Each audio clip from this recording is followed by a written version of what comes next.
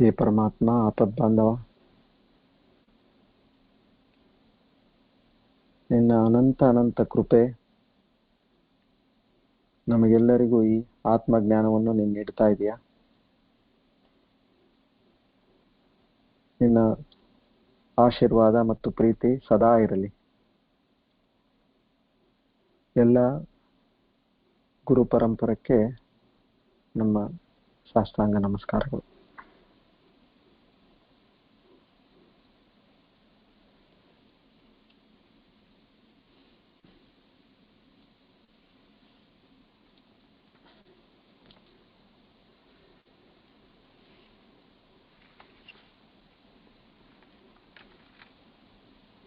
ಇಂದಿನ ಪಾಠ ಪ್ರವಚನ 26,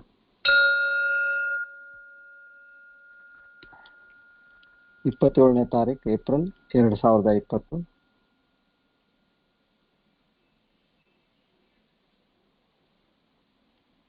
ಶರ್ವರಿ ನಾಮ ಸಂವತ್ಸರ, ಉತ್ತರಾಯಣ, ವಸಂತ ಋತು, ವೈಶಾಖ ಮಾಸ, ಶುಕ್ಲ ಪಕ್ಷ, ಚತುರ್ಥಿ, ಇಂದು ವಾಸರ, ಸೋಮವಾರ.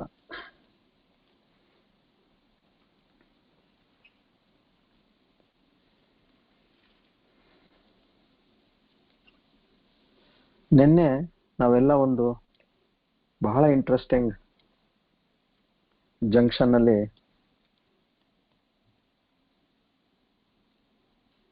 ಪಾಠವನ್ನು ಮುಕ್ತಾಯ ಮಾಡಿದ್ವಿ. ಇಲ್ಲಿ ಇದು ನೋಡಿ ಎಷ್ಟು ಇಂಪಾರ್ಟೆಂಟ್ ಅಂದ್ರೆ, ಇದು ನಮ್ಮ ಹತ್ರ ಏನೋ ಒಂದು ಅದ್ಭುತವಾದ ನಮ್ಮ ಹತ್ರ ಇದೆ. ಹೇಗೆ ನಾನು ನಿಮಗೊಂದು ಉದಾಹರಣೆ ಕೊಟ್ಟೆ, ನೀವೊಂದು 10 ಕೋಟಿ ರೂಪಾಯಿ ಲಾಟ್ರಿ ನೀವು ತಗೊಂಡಿದ್ದೀರಿ. ಪೇಪರ್ನಾಗ ನೋಡ್ತೀರಾ, ನಿಮಗೆ ಅದು 10 ಇದೆ ಲಾಟ್ರಿ. ಆ 10ದ ಮೇಲೆ ನೀವು ಹೋಗಿ ಅದನ್ನ ಇನ್ ಕ್ಯಾಶ್ ಮಾಡಿದ್ರಲ್ಲ, ನಿಮಗೆ ದುಡ್ಡು ಬರೋದು. ನೀವು ಹಾಗೆ ನನಗೆ 10 ಇದೆ ಅಂತೇಳಿ ಅದನ್ನ ಒಳಗಡೆ ಸೇಫ್ ಲಾಕರ್ನಾಗ ಇಟ್ಬಿಟ್ರೆ ನಿಮಗೆ ದುಡ್ಡು ಬರೋದಿಲ್ಲ. ಹಾಗೆಯೇ ನಮಗೆ ಗೊತ್ತಿದೆಯೋ ಗೊತ್ತಿಲ್ಲದೇನೋ ಇಲ್ಲಿವರೆಗೂ ಏನು ನಮ್ಮ ಮಾನವ ಜನ್ಮದ ವೈಶಿಷ್ಟ್ಯತೆ ಈಗ ನಮಗೆ ಗೊತ್ತಾಗಿದೆ. ಈಗ ನಾವು ಏನ್ ಮಾಡ್ಬೇಕಪ್ಪ, ಯಾವ್ದು ನಮಗೆ ಸರಿಯಾದ ಒಂದು ದಾರಿ ಮುಂದೆ ಅಂತ ಈ ಒಂದು ಶಾಸ್ತ್ರದ ಒಂದು ವಿಚಾರವನ್ನು ತಗೊಂಡು ನಾವು ಮುಂದಿನ ಬಹಳ ಮಹತ್ವವಾದ ಹೆಜ್ಜೆ ಇದು. ಇಲ್ಲಿ ನೋಡಿ, ಯಾವುದೇ ಆಗ್ಲಿ ಪರಮಾತ್ಮ ಮೊದಲನೇದು ಹೇಳ್ತಾ ಇದ್ದಾನೆ, ನೋಡಪ್ಪ, ನಾನು ಹೇಳಿದ ಪ್ರಕಾರ ನೀನ್ ಮಾಡಿದ್ರೆ ಇಹ ಜೀವನದಲ್ಲಿ ಇರಲ್ಲಿವರೆಗೂ ನಿನಗೆ ವಯಸ್ಸು 20 ಇರ್ಬೋದು, ಇಲ್ಲ ನಿನಗೆ 80 ಇರ್ಬೋದು, ಇಹ ಜೀವನದಲ್ಲಿ ನೀನು ಸುಖ, ಸಮೃದ್ಧಿ, ಸಂಪತ್ತು, ಕೀರ್ತಿ ಎಲ್ಲ ಪಡೆದು ಕೊನೆ ಕಾಲಕ್ಕೆ ನೀನು ಮೋಕ್ಷಕ್ಕೆ ಬರ್ತೀಯಪ್ಪ ಅಂತ ಇದನ್ನ ಹೇಳ್ತಾ ಇದ್ದಾನೆ. ಇದು ಏನಿದೆ ನಮಗಷ್ಟೇ ಹೇಳ್ತಾ ಇಲ್ಲ ಆಯ್ತಾ, ಪರಮಾತ್ಮ ಎಲ್ಲಾರ್ಗೂ ಹೇಳ್ತಾ ಇದ್ದಾನೆ. ಆದ್ರೆ ಕೇಳ್ತಾ ಇದ್ದಾರೆ ಯಾರು? ಯಾವ ಪುಣ್ಯ ಜೀವಿಗಳಿದಾರೋ ಅವ್ರಿಗೆ ಮಾತ್ರ ಇದು ಲಭ್ಯ. ಹೇಗೆ ಒಂದು ಗಿಡದಲ್ಲಿ ಎಲ್ಲ ಹೂ ಅರಳಂಗಿಲ್ಲ ನೋಡಿ, ಕೆಲವು ಅರಳಿರುತ್ತೆ, ಕೆಲವಿನ್ನ ಮೊಗ್ಗಾಗೆ ಇರುತ್ತೆ. ಅದೇ ಹಣ್ಣಿದಾವಂದ್ರೆ, ಮಾವಿನ ಹಣ್ಣಿದೆ, ಮಾವಿನ ಹಣ್ಣು ತುಂಬಿದ ಗಿಡ, ಕೆಲವು ಮಾತ್ರ ಹಣ್ಣಾಗಿದೆ, ಕೆಲವು ಕಾಯಲ್ಲೇ ಇದೆ, ಅದೇ ಸೈಜು ಪಕ್ಕದಲ್ಲೇ ಕಾಯಾಗಿದೆ, ಇನ್ನ ಕೆಲವು ಅದ್ರ ಪಕ್ಕದಲ್ಲಿ ಇನ್ನ ಸ್ವಲ್ಪ ಚಿಕ್ಕದಾಗಿದೆ, ಇನ್ನ ಕೆಲವು ಚಿಕ್ಕದಾಗಿದೆ. ಪ್ರತಿಯೊಬ್ಬರ ಪುಣ್ಯ ಕರ್ಮ ಯಾವಾಗ ಫಲಿಸ್ತೈತೋ, ಅದು ಫ್ರಕ್ಟಿಫಿಕೇಶನ್ ಆಫ್ ಗುಡ್ ಡೀಡ್ಸ್ ಅಂತೀವಿ. ಅದು ಯಾವಾಗ ಫ್ರಕ್ಟಿಫೈ ಆಗುತ್ತೋ ಅವಾಗ ಈ ನಮಗೆ ಜ್ಞಾನ ಸಿಗುತ್ತೆ. ಇದು ಒಂದು ಆಪರ್ಚುನಿಟಿ. ಇದು ಜ್ಞಾನ ಸಿಕ್ಕಾಗೆ ನಾವು ಕೈಯಲ್ಲಿ ಹಿಡ್ಕೊಂಡು ಅದನ್ನ ನಾವು ಬಾಯಾಗ ಹಾಕೊಂಡ್ರೆ ನಮಗೆ ಆ ಪ್ರಸಾದ ಸಿಕ್ತು. ಇವಾಗ ಎಲ್ಲೋ ಒಂದ್ ಕಡೆ ಹೋಗ್ತೀರಿ, ಬಹಳ ಒಂದು ದೊಡ್ಡ ದೇವಸ್ಥಾನ, ಅಲ್ಲಿ ನಿಮಗೆ ಪ್ರಸಾದ ಕೈಯಲ್ಲಿ ಅವ್ರು ಹಾಕ್ತಾರೆ. ಮೊದಲನೇದು ಆ ಕೈಯಲ್ಲಿ ಸರಿಯಾಗಿ ಇಟ್ಕೋಬೇಕು ನಾವು ಅದನ್ನ, ಆಮೇಲೆ ಬಾಯಲ್ಲಿ ಹಾಕಬೇಕು ಅದನ್ನ. ಕೈಗೆ ಬಂತು ನಾವು ಆಮೇಲೆ ತಗೊಂಡು ಹೇಳು ಅಂತೇಳಿ ಅದನ್ನೆಲ್ಲೋ ಇಟ್ವಿ, ಅದೆಲ್ಲೋ ಬಿದ್ದೋಯ್ತು, ಆ ತರ ಆಗ್ಬಾರ್ದಲ್ಲ.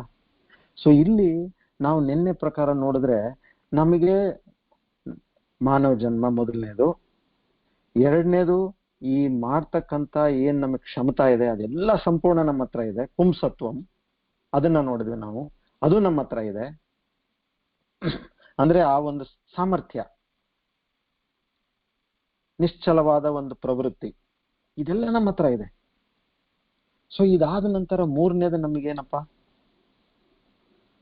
ವಿಪ್ರತ, ಆ ಬ್ರಾಹ್ಮಣತ್ವ. ಅಂದ್ರೆ ನಮ್ಮಲ್ಲಿ ಆ ಒಂದು ಸಾತ್ವಿಕ ಗುಣಗಳು ಅವೆಲ್ಲ ಇದೆ ನಮ್ಮಲ್ಲಿ.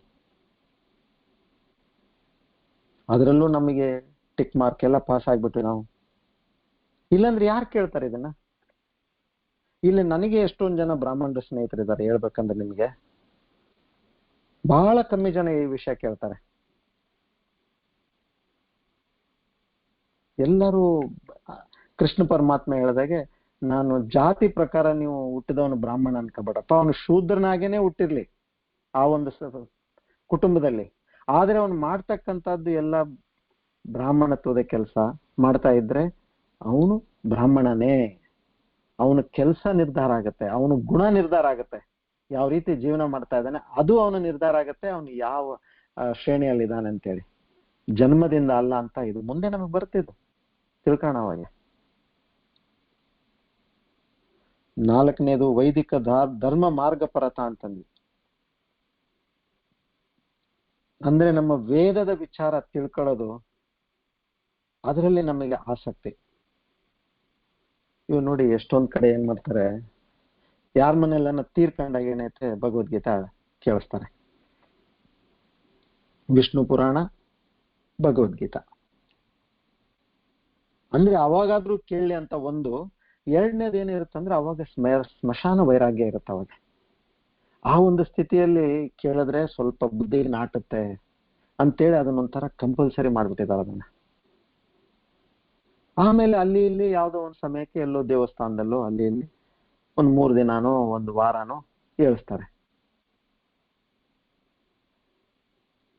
ಆದ್ರೆ ಇದೆಲ್ಲ ಕಡೆ ನೋಡಿ, ನಾವು ಹೋಗಿ ಕೇಳ್ಕೊಂಡ್ ಬಂದ್ಮೇಲೆ ನಾವು ಮತ್ತೆ ಏನ್ ಮಾಡಿದ್ವಿ, ಅದ ಕೇಳಿದ ಮೇಲೆ ಟೇಕ್ ಅವೇ ಅಂತೀವಿ ನಾವು ಅದಕ್ಕೆ. ಅದರಿಂದ ನೀವೇನ್ ತಗೊಂಡು ಹೋದ್ರಪ್ಪ? ಇವಾಗ ಹೇಗೆ ನಾವ್ ಇವಾಗ ಯಾವ್ದಾದ್ರು ಒಂದು ಮೂವಿಗೆ ಹೋಗ್ತೀವಂತೆ, ನಾವಲ್ಲಿ ಏನಾದ್ರು ಪೆನ್ನು ಪ್ಯಾಡ್ ಏನಾನ ತಗೊಂಡು ಹೋಗ್ತೀವ, ಏನೇನಾಗುತ್ತೆ ಅಂತ ಬರ್ಕೊಳ್ಳೋದಕ್ಕೆ ಅಲ್ಲಿ ಮೂವಿಯಲ್ಲಿ. ಯಾಕೆ? ಅದು ಎಂಟರ್ಟೈನ್ಮೆಂಟ್ಗೆ ಹೋಗಿದ್ವಿ, ನಮಗೇನ್ ಮಾಡೋದಿದೆ ಅದ್ರಲ್ಲಿ, ಏನಾನ ಆಗ್ಲಿ. ನಗದಿದ್ರೆ ನಗದು, ಅಳದಿದ್ರೆ ಅಳದು, ಸುಮ್ನೆ ಇರೋದಿದ್ರೆ ಸುಮ್ನೆ ಇರೋದು, ಬಂದ್ಬಿಡೋದು ಹೊರಗಡೆ ಅಷ್ಟೇ. ಆದ್ರೆ ಇಲ್ಲಿ ಇದರಿಂದ ನಮ್ಮ ಜೀವನದ ಒಂದು ಪರಿವರ್ತನೆ ಮಾಡ್ಬೇಕು ಅಂತ ನಾವ್ ಯಾವಾಗ ನಾವು ನಿಶ್ಚಯ ಮಾಡಿದೀವೋ, ನಾವು ಅಲರ್ಟ್ ಆಗ್ಬೇಕಲ್ಲ. ಇದರಿಂದ ನಮಗೇನ್ ಸಿಕ್ತಪ್ಪ? ಸೊ ನಾವ್ ಎಂತ ಒಂದು ಬ್ಯೂಟಿಫುಲ್ ಸಬ್ಜೆಕ್ಟ್. ನಿನ್ನೆ ನಿಮ್ಗೆ ಹೇಳ್ತಾ ಇದ್ದೆ, ಓಂ ಶಾಂತಿ ಶಾಂತಿ ಶಾಂತಿ ಅಂತ 3 ಸತಿ ಹೇಳ್ತೀವಿ ನಾವು. ಅದರಲ್ಲಿ 3ನೇದು ಆದಿ ದೈವಿಕ, ಅಂದ್ರೆ ದೇವತಾಗಳಿಂದ, ದೈವದಿಂದ ನಮ್ಗೆ ಯಾವ್ದು ತೊಂದರೆ ಆಗ್ಲಾರ್ದಂಗ ಆಗ್ಲಿ ಪಾಠಕ್ಕೆ ಅಂತ ನಾವು ಕೇಳ್ಕೊಳ್ಳೋದು. ಬಿರುಗಾಳಿ ಬರಬಾರ್ದು, ಜೋರಾಗಿ ಮಳೆ ಬರಬಾರ್ದು, ಇಲ್ಲ ಬೇರೆ ಯಾವ್ದಾದ್ರು ಒಂದು ರೋಗ ಇರಬಾರ್ದು. ಎಲ್ಲಿ ನಾವು ಪಾಠ ಕೇಳೋದಕ್ಕೆ ಎಲ್ಲೋ ಒಂದ್ ಕಡೆ ಹೋಗೋದಿರುತ್ತೆ, ಅಲ್ಲಿ ಹೋಗೋದಕ್ಕೆ ಆಗಂಗಿಲ್ಲಲ್ಲ. ಆದ್ರೆ ಇಲ್ಲಿ ನೋಡಿ ಭಗವಂತನ ಒಂದು ಮಹಾಪ್ರಸಾದ ನಮಗೆ. ಇಲ್ಲಿ ಇದು ಆಗ್ತಾ ಇರೋದೇ ಆದಿ ದೈವಿಕ ಶಕ್ತಿಯಿಂದ. ಈ ಒಂದು ಮಹಾಮಾರಿ ಇರ್ಲಿಲ್ಲ ಅಂದ್ರೆ ನಾವು ಇಷ್ಟೆಲ್ಲ ಮಾಡಕ್ ಸಾಧ್ಯ ಉಂಟಾ? ಇದಕ್ಕೆ ನಾಂದಿ ಹಾಕಿದ್ದ ಭಗವಂತ ಇಂತಹ ಒಂದು ಸಮಯದಲ್ಲೇ ನಾಂದಿ ಹಾಕಿದ್ದಾನೆ. ಅಂದ್ರೆ ಎಷ್ಟು ಕರುಣ, ಎಷ್ಟು ಕೃಪೆಯ ಭಗವಂತನಿಗೆ ನಮ್ಮ ಮೇಲೆ. ಆಮೇಲೆ ನಮಗೂ ಕೂಡ ಒಂದು ಆ ಪುಣ್ಯದ ಫಲಿಸಿರ್ತಕ್ಕಂಥ ಸಮಯ. ಕರ್ಮದ ಪ್ರಕಾರ ಯಾರು ಏನು ಮಾಡಕ್ಕಾಗೋದಿಲ್ಲ. ಇದು ಈಗ ನಮ್ಮ ಪೃಥ್ವಿ ಮೇಲೆ ಅತಿ ಹೆಚ್ಚು ನೋವು, ತ್ರಾಸು, ತೊಂದರೆ ಕಲೆಕ್ಟಿವ್ ಆಗಿ ಎಲ್ಲರಿಗೂ ಬಹಳ ಇದೆ. ಹಾಗಾಗಿ ಇದನ್ನ ಈ ತರ ಬಂದಿರೋದು ಇದು ಒಟ್ಟಿ. ಇವಾಗ ಹೇಗೆ ಬೇರೆ ಬೇರೆ ದೇಶದಲ್ಲಿ, ಇವಾಗ ರಷ್ಯಾದಲ್ಲಾಯ್ತು, ಇರಾನ್ ಅಲ್ಲಾಯ್ತು, ತಾಲಿಬಾನ್ ಅಲ್ಲಾಯ್ತು, ಇಲ್ಲೆಲ್ಲ ಬೇರೆ ಬೇರೆ ದೇಶದಲ್ಲಿ ಅಲ್ಲಿ ಯುದ್ಧ ಅದು ಇದು ಆಗ್ತಾ ಇದೆ ಅಂದ್ರೆ ಕಲೆಕ್ಟಿವ್ ಆಗಿ ಅಲ್ಲಿ ಜನಕ್ಕೆ ಎಲ್ಲರಿಗೂ ತೊಂದರೆ ಆಗ್ಬೇಕು ಅಂತಿದ್ದಾಗ ಅಲ್ಲಿ ಆ ತರದ್ದು ಒಂದು ಮಾಸ್ ಡಿಸ್ಟ್ರಕ್ಷನ್ ಆಗುತ್ತೆ. ಜರ್ಮನಿ ಆಯ್ತು ವಾರ್ ಇದ್ದಾಗೆ, ಜಪಾನ್ ಆಯ್ತು, ಸೊ ಇಲ್ಲಿ ಇವಾಗ ಇಡೀ ಪ್ಲಾನೆಟಿಗೆ ಬಂದಿರೋದು ಇದು ಫಸ್ಟ್ ಟೈಮ್ ಇದು ನಾವು ಕೇಳಿರೋದು. ಅಂಥದ್ರಲ್ಲಿ ನಮಗೆ ಈ ದಿವ್ಯವಾದ ಒಂದು ಪ್ರಸಾದ ಭಗವಂತ ಕೊಟ್ಟಿದ್ದಾನಂದ್ರೆ ಇನ್ನು ನೀವೇ ಲೆಕ್ಕ ಮಾಡ್ಕೊಳ್ಳಿ. ನನಗಂತೂ ಇದು ಮಹಾದಾಶ್ಚರ್ಯ. ಇದು ನಾವಿದು ಅನ್ಕೊಂಡೇ ಇಲ್ಲ, ಈ ರೀತಿ ಹಿಂಗೆ ಹೋಯ್ತು ಇದು ಬಂತು. ಆದ್ರೆ ಈ ರೀತಿ ನಾವೆಲ್ಲ ಕೂತ್ಕೊಂಡು ಈ ತರ ಏನೋ ಒಂದು ಈ ಭಗವಂತನ ಚಿಂತನೆ ಮಾಡಿ ನಮ್ಮ ಜೀವನದ ಒಂದು ಚಿಂತನೆ, ವಿಶೇಷ ಚಿಂತನೆ ಅವಾಗ ಎಂತ ದೊಡ್ಡ ವಿಚಾರ ನಾವು ಮಾಡ್ತಾ ಇದೀವಿ ಲೆಕ್ಕ ಹಾಕಿ. ಸೊ ಇದನ್ನ ನಾವು ಇಂಥ ದೊಡ್ಡ ಪ್ರಸಾದನ ನಾವು ಸರಿಯಾಗಿ ಅರ್ಥ ಮಾಡ್ಕೊಂಡು ಒಂದು ಸರಿಯಾದ ಒಂದು ನಿರ್ಣಯ ತಗೊಂಡು ನಮ್ಮ ಜೀವನ ಇರಲ್ಲಿವರೆಗೂ ಯಶಸ್ಸು ಮಾಡಿ ಮುಂದಕ್ಕೆ ಆ ಪರಮಾತ್ಮನ ನಾವು ಸೇರ್ಬೇಕು. ಸೊ ಇಲ್ಲೇನಾಯ್ತು, ಈ ವೇದಗಳ ಅಧ್ಯಯನ ನಾವು ಆಲ್ರೆಡಿ ಮಾಡ್ತಾ ಇದೀವಿ, ಆಯ್ತಾ. ಇಲ್ಲಿ ಕೆಲವೆಲ್ಲ ಏನು ಭಗವಂತ ಹೇಳಿದ ಪ್ರಕಾರ ಅಲ್ಲಿ ಗೀತಾದಲ್ಲಿ ಹೇಳಿದ್ದು, ನೀನು ಕಾಮ್ಯ ಕರ್ಮ ಮಾಡಬೇಡ, ಇದು ಬೇಕು ಅಂತ ಮಾಡಬೇಡ, ನೀನು ನನಗೆ ಅದು ಅರ್ಪಣೆ ಮಾಡು, ಅದು ಏನ್ ನಾನು ನಿನಗೆ ಕೊಡ್ಬೇಕು ನಾನು ಕೊಡ್ತೀನಿ, ಸರಿ, ಅದ್ರಲ್ಲಿ ಏನ್ ತಪ್ಪಿದೆ. ಇವಕ್ಕೆ ಎಷ್ಟೊಂದ್ ಸತಿ ಹೇಳ್ತಾರಲ್ಲ ನಮ್ಮ ಹತ್ರ ಯಾವ್ದೋ ಒಂದು ಕೆಲ್ಸಕ್ಕ ಇವ್ರು ಬಂದಾಗ ನಿಮಗ್ ತಿಳಿದಂಗೆ ಕೊಡ್ರಿ ದಣಿ ಏನೈತೆ. ಯಾಕೆ ಹೇಳ್ತಾರ ಅವ್ರು? ಯಾಕಂದ್ರೆ ಒಂದು ನಂಬಿಕೆ ಇದೆ ಅವ್ರಿಗೆ. ನಾವೇನೋ ಅವ್ನು ಅಷ್ಟು ಹೇಳಿದಾನ ಅಂತೇಳಿ 100 ರೂಪಾಯಿ ಕೊಡಲ್ಲ, ಅವನಿಗೆ 10 ರೂಪಾಯಿ ಕೊಡ್ತೀವ ನಾವು. ಆಯ್ತಪ್ಪ ಇಷ್ಟು ನೀನ್ ಹೇಳಿದೆ ಅಂತ ನಿನ್ ಮಾತಿಂದ ನನಗೆ ಸಂತೋಷ ಆಗಿದೆ, 100 ಕೊಡ್ಬೇಕಂತಿದ್ದೆ, 150 ಅನ್ಬೋದು, ಇಲ್ಲ 120 ಅನ್ಬೋದು. ಸೊ ಅದು ಆಯ್ತು. ಆಮೇಲೆ ಇನ್ನ ನೀವು ಮನಃಶುದ್ಧಿಗೋಸ್ಕರ ನೀವು ನಿಮ್ಮ ಅರ್ಪಣೆ ಮಾಡಿದ್ರಿ ನಿಮ್ಮ ಕರ್ಮನ್ನ, ಇನ್ನ ಜಪ ಮಾಡ್ರಿ, ಇನ್ನ ಪೂಜೆ ಮಾಡ್ರಿ, ಇವೆಲ್ಲ ಮಾಡ್ರಿ, ಸಾಧನೆಗಳು ಮಾಡ್ರಿ. ಅಂದ್ರೆ ಮೇಲೆ ಇರ್ತಾ ಇರ್ಬೇಕಷ್ಟೆ. ಕೊನೆಗೇನು ಆ ಧ್ಯಾನ. ಇವಾಗ ಹೇಗೆ ಒಂದು ಬಂದೂಕಿಂದ ನೀವು ಬಂದೂಕ್ ಇಟ್ಕೊಂಡಿದ್ರಿ, ಕೈಯಲ್ಲಿದೆ, ಗುರಿ ಹೊಡೆದಿದ್ರಿ, ಎಲ್ಲಾ ಮಾಡಿದ್ರಿ, ಅದು ಟ್ರಿಗರ್ ಹೊತ್ತಲ್ಲಿವರೆಗೂ ಅದು ಬುಲೆಟ್ ಹೋಗೋದಿಲ್ಲ ಹೊರಗಡೆಯಿಂದ. ನೀವೇನದ್ರಿಂದ ಸಾಧನೆ ಮಾಡ್ಬೇಕಂತಿದ್ರಿ ಬಂದೂಕಿಂದ, ಅದು ಆಗೋದಿಲ್ಲ ಅದು. ಸೊ ಇಲ್ಲಿ ಕೂಡ ನಾವು ಆ ಒಂದು ಧ್ಯಾನದ ಸ್ಥಿತಿ, ಸಮಾಧಿ ಸ್ಥಿತಿಗೆ ಹೋದಾಗೆ ನಮ್ಮದು ಪರಮಾತ್ಮನಲ್ಲಿ ಐಕ್ಯ ಆಗುತ್ತೆ. ಆ ಟ್ರಿಗರ್ ಒತ್ತದೇನಿದೆಯಲ್ಲ, ಅದಕ್ಕೆ ನಾವು ಹೋಗ್ಬೇಕು ಅಂತಂದ್ರೆ ಇದಕ್ಕೆಲ್ಲ ಪ್ರಿಪರೇಷನ್ ಇದೆ, ಸ್ಟೇಜಸ್ ಇದೆ. ಇನ್ನ ನೆಕ್ಸ್ಟ್ ಏನ್ ಬಂತು? ವಿದ್ವತ್ವ. ಅಂದ್ರೆ ಇದನ್ನ ನೀವು ತಿಳ್ಕೊಂಡಿದ್ದನ್ನ ನಿಧಿಧ್ಯಾಸನ ಅಂತ ನಾವೇನಂತೀವಿ, ಅದನ್ನ ಸರಿಯಾಗಿ ನಿಮಗೆ ಅದೊಂದು ಎಕ್ಸ್ಪೀರಿಯನ್ಸ್ ಆಗ್ಬೇಕು ನಿಮ್ ದೇಹದಲ್ಲಿ.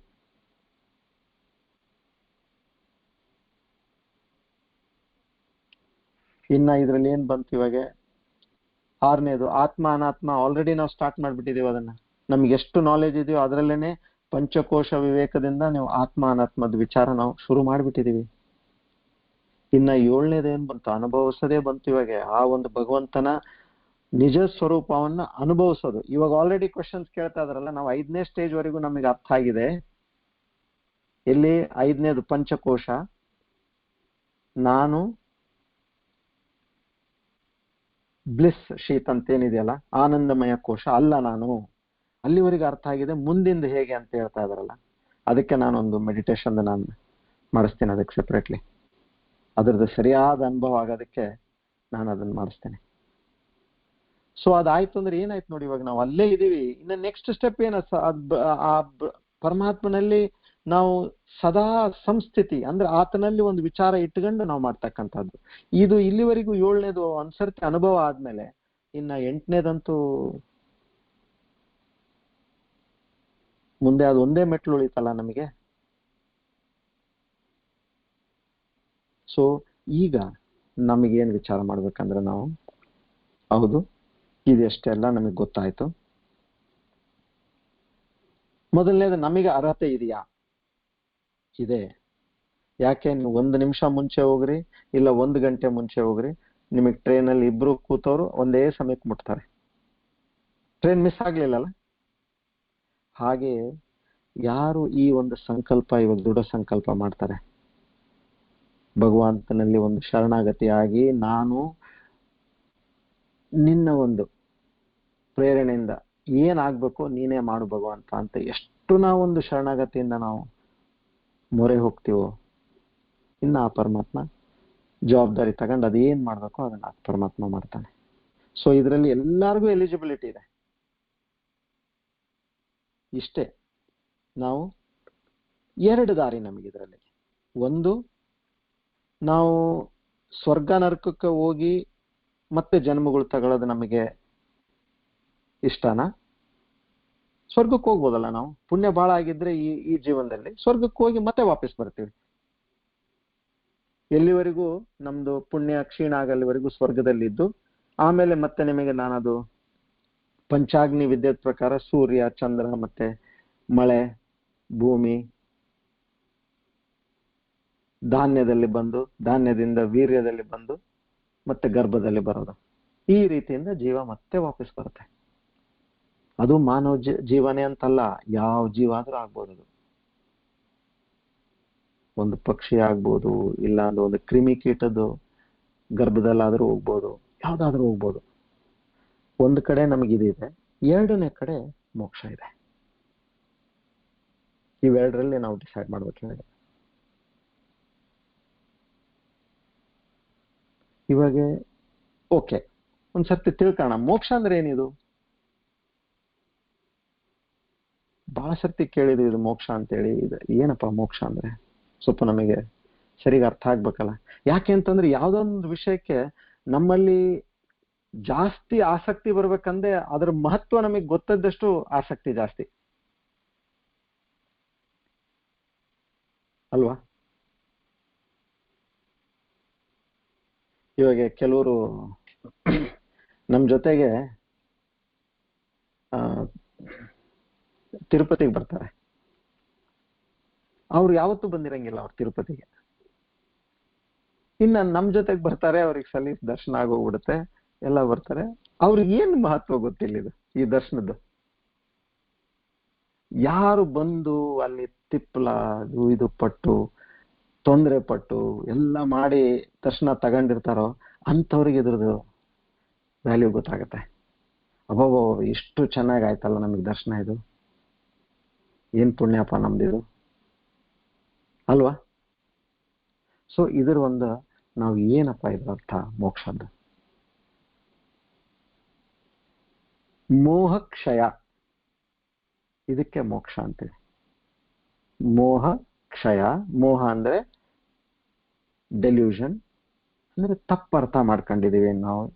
ಆ ತಪ್ಪರ್ಥ ಮಾಡ್ಕೊಂಡಿದ್ದು ಕ್ಷಯ ಅಂದ್ರೆ ಅದನ್ನ ನಾಶ ಮಾಡೋದು. ಅದಕ್ಕೆ ಮೋಕ್ಷ ಅಂತಂತೀವಿ. ಇದು ನಮ್ಮಲ್ಲಿ ಏನಿದೆ ನೋಡಿ, ತಪ್ಪರ್ಥ ನಾವೇನ್ ಮಾಡ್ಕೊಂಡಿದೆ? ನಾನು ಒಂದು ಜೀವಿ, ನನ್ನದಿದು ಒಂದು ದೇಹ, ನನ್ನ ಮನಸ್ಸು, ನನ್ನ ಬುದ್ಧಿ, ನನ್ನ ಅಂತೆಲ್ಲ ನಾನ್ ಮಾಡ್ಕೊಂಡಿದ್ದೀನಿ. ಇದು ಸರಿಯಾದ ಅರ್ಥ ಏನು? ಇದು ಪರಮಾತ್ಮನಂದೇ ಸೃಷ್ಟಿಯಾಗಿರ್ತಕ್ಕಂಥ ದೇಹ, ಬುದ್ಧಿ, ಮನಸ್ಸು, ಮತ್ತೆ ಅದರಲ್ಲಿ ಇರ್ತಕ್ಕಂಥದ್ದು ಕೂಡ ಚೈತನ್ಯ ಶಕ್ತಿ ಕೂಡ ಪರಮಾತ್ಮಂದೇ. ಇದರಲ್ಲಿ ನಂದೇನಿದೆ ಇದರಲ್ಲಿ? ಈ ಡಿಫರೆನ್ಸ್ ಯಾರಿಗೆ ಅರ್ಥ ಆಗುತ್ತೋ ಅವರು ಮೋಕ್ಷಕ್ಕೆ ಹೋಗ್ತಾರೆ. Break free from limitation. ಇವಾಗ ನಾವು ಎರಡನೇ ವಿಚಾರ ಇದು ಏನು, ಲಿಮಿಟೇಷನ್ ಅಲ್ಲಿ ಇದೀವಿ ನಾವು. ಹೌದಪ್ಪ, ನಾನೀ ಜೀವ, ನನ್ಗೇನಿದೆಯಪ್ಪ, ಇಷ್ಟೇ ಇದೆ ನನಗೆ, ಯಾವುದೇ ತಗೊಳ್ಳಿ, ನನ್ನ ಆರೋಗ್ಯ ಇಷ್ಟಿದೆ, ನನಗೇನೈತೆ, ನನ್ನ ಫೈನಾನ್ಷಿಯಲ್ ಕೆಪಾಸಿಟಿ, ಆಸ್ತಿ ಅಂತಸ್ತು ಇಷ್ಟೇ ಇದೆ ನನಗೆ, ನನ್ನ ಬುದ್ಧಿಶಕ್ತಿ ಇಷ್ಟೇ ಇದೆ ನನಗೆ. ಆ ಒಂದು ಲಿಮಿಟೇಷನ್ ಅಲ್ಲಿ ಏನಿದೀವಲ್ಲ ನಾವು, ಆ ಲಿಮಿಟೇಷನ್ ನ ಬ್ರೇಕ್ ಮಾಡೋದು ಮೋಕ್ಷ. ಯಾಕೆ? ನಮ್ಮಲ್ಲಿ ಇರ್ತಕ್ಕಂಥ ಚೈತನ್ಯ ಶಕ್ತಿ, ಹೇಗೆ ನಿಮ್ಗೆ ಹೇಳಿದೆ, ನೀವೆಲ್ಲರೂ ಯಾವಾಗಾದ್ರೂ ಒಂದ್ಸರ್ತಿ ನೀವು ನದಿಯಲ್ಲನೋ ಇಲ್ಲ ಬೇರೆ ಸಮುದ್ರದಲ್ಲಿ ಬೋಟಲ್ಲಿ ಹೋಗ್ತಿರ್ಬೇಕಾದ್ರೆ ನೀವು ನೀರಲ್ಲಿ ಕೈ ಹಾಕ್ತಿರಲ್ಲ, ಕೈ ಹಾಕಿ ಸ್ವಲ್ಪ ನೀರಿನ ಮೇಲ್ ತೆಗಿತೀರಿ. ಸೊ ಆ ನೀರನ್ನ ಏನ್ ನೀವು ಕೈಯಲ್ಲಿ ಮೇಲ್ ತೆಗಿತೀರಲ್ಲ ಅದು ಜೀವ. ಆಮೇಲೆ ಆ ನೀರ್ ಬಿಟ್ಬಿಡ್ತೀರಲ್ಲ ನೀವು, ನೀರ್ ಬಿಟ್ಟ ತಕ್ಷಣ ಏನಾಯ್ತು? ಮತ್ತೆ ಸಮುದ್ರಕ್ಕೆ ಹೋಯ್ತು, ಅದು ನದಿಗೆ ಹೋಯ್ತು, ಸಮುದ್ರಕ್ಕೆ ಹೋಯ್ತು, ಅದು ಪರಮಾತ್ಮ. ಇವಾಗ ಇಲ್ಲಿ ಏನ್ ಬಂತು ಮಧ್ಯದಲ್ಲಿ? ನೀರಿಗೆ ನಿಮ್ಮ ಅಂಗೈ ಬಂತು. ಇವಾಗ ಹೇಗೆ ಒಂದು ರೈಸ್ ಮಿಲ್ ಇದೆ ಅಂದ್ರೆ ಅಲ್ಲಿ ದೊಡ್ಡ ರಾಶಿ, ಅಕ್ಕಿದ ರಾಶಿ, ಅದರಲ್ಲಿ ಒಂದು ಚೀಲ ಅಕ್ಕಿ ಇರುತ್ತೆ. ಇವಾಗ ಆ ರಾಶಿಗಿದ ಅಕ್ಕಿ ಚೀಲ ಬೇರೆ ಆಯ್ತಲ್ಲ, ಇದು ಸಂಬಂಧ ಇಲ್ಲ ರಾಶಿಗಿದು. ಆದ್ರೆ ಅದೇ ಅಕ್ಕಿ ಚೀಲ ನೀವು ಜ್ಞಾನ ಎಂಬುವ ಕತ್ರಿಯನ್ನು ತಗೊಂಡು ಅಕ್ಕಿ ಚೀಲದ ಮೇಲೆ ನೀವು ಅದ್ರ ಉರ್ಕೊನಿ ಕತ್ತರಿಸಿದ್ರಂದ್ರೆ ಮತ್ತೆ ಒಂದ್ಸರ್ತಿ ಅದ್ರ ರಾಶಿಯಲ್ಲಿ ಬಿತ್ತು ಅಂದ್ರೆ ಅವಾಗ ನೀವು ಈ ಚೀಲದಲ್ಲಿ ಇರ್ತಕ್ಕಂಥದ್ದು ಯಾವುದು ಆ ರಾಶಿಯಲ್ಲಿ ಅಂತಂದ್ರೆ ನಿಮ್ಗೆ ಗೊತ್ತಾಗತ್ತಾ? ಕಲ್ತೋಯ್ತದು.